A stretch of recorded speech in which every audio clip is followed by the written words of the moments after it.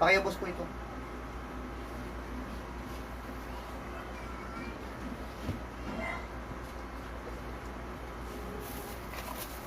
Tingnan po natin sa kamay.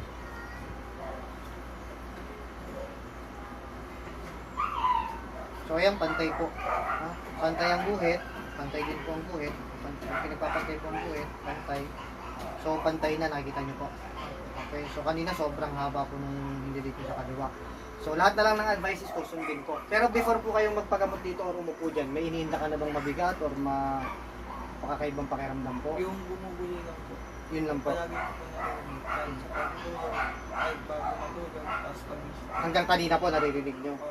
Pero after po kayo madasalan po ngayon, andyan pa rin po ba siya? O ay yung naririnig nyo, andyan pa rin? O nawala na po? Ano po? Medyo Medyo nawawala po. May yung pakiramdam po ninyo, may mabigat ba kayo nilingindang pakiramdam? Wala naman po.